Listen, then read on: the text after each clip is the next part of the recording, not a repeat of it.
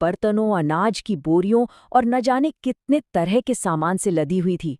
मतलब इसका वजन इतना ज्यादा था कि कई लोग मिलकर भी इसे हिला नहीं सकते थे। बस यही तो वो मौका था जिसका शक्टासुर इंतजार कर रहा था। उसने चुपके से उस बेजान गाड़ी के अंदर अपनी जगह बना ली और अब वो गाड़ी गाड़ी नहीं, एक जानलेवा हथियार बन चुकी थी। उसका प्लान एकदम सिंपल और खतरनाक था। जैसे ही बच्चा हिलेगा वो पूरी गाड़ी को उसके ऊपर गिरा देगा। देखने में ये सिर्फ एक हादसा लगेगा। और अब कहानी अपने क्लाइमैक्स पर पहुंचती है। ये वो पल है जहां एक दिव्य प्रहार होता है और एक बच्चे की मामूली सी हरकत एक बहुत बड़ी लीला बन जाती है। तो थोड़ी देर बाद कृष्ण की नींद खुलती है। उन्हें भूख लगी थी तो वो अपने छोटे छोटे पैरों को हवा में चलाने लगे, बिल्कुल वैसे ही जैसे कोई भी 3-4 महीने का बच्चा करता है। एकदम नॉर्मल, एकदम प्यारी सी हरकत। और बस ऐसे ही खेलते खेलते उनके कमल समान छोटे से पैर का एक हल्का सा टच उस भारी भरकम गाड़ी को हो गया। बस एक जरा सा मासूम सा स्पर्श। लेकिन वो कोई मामूली स्पर्श नहीं था, वो एक दिव्य प्रहार था। बस एक ही ठोकर थी और उसमें कृष्ण की सारी दैवीय शक्ति समाई हुई थी।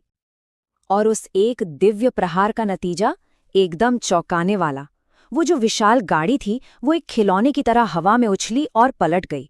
उसके अंदर जो शक्टासुर छिपा था वो उसी पल मारा गया। और इस सब के बीच शिशु कृष्ण, वो पूरी तरह से सुरक्षित थे और मुस्कुराते हुए लेटे हुए थे। तो इस घटना के बाद गोकुल में जो हुआ उसने सिर्फ लोगों को हैरान ही नहीं किया, बल्कि एक बहुत गहरा मैसेज भी दिया।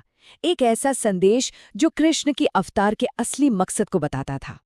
गाड़ी के टूटने की जोरदार आवाज और उसके साथ ही एक भयानक चीख, ये सुनकर आसपास के सभी लोग भागे भागे वहां आए। वो चीख मरते हुए शक्टासुर की आखिरी आवाज थी। और जब लोग वहां पहुंचे तो जो उन्होंने देखा उस पर यकीन करना मुश्किल था। एक तरफ सब हैरान परेशान थे कि इतनी भारी गाड़ी अपने आप कैसे टूट सकती है, और दूसरी तरफ उस सारे मलबे के बीच कृष्ण थे जो एकदम शांति से मुस्कुरा रहे थे, मानो कुछ हुआ ही ना हो। गांव वालों को लगा कि ये कोई दैवीय कृपा है और उन्होंने कृष्ण को गोद में उठा लिया। लेकिन वो ये नहीं जानते थे कि ये सिर्फ एक चमत्कार नहीं था, ये तो एक साफ साफ संकेत था, आने वाले कल की एक झलक थी।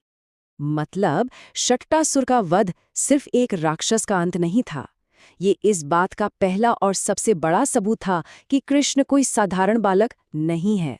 ये उनके अवतार के मकसद की पहली घोषणा थी कि वो धरती से बुरी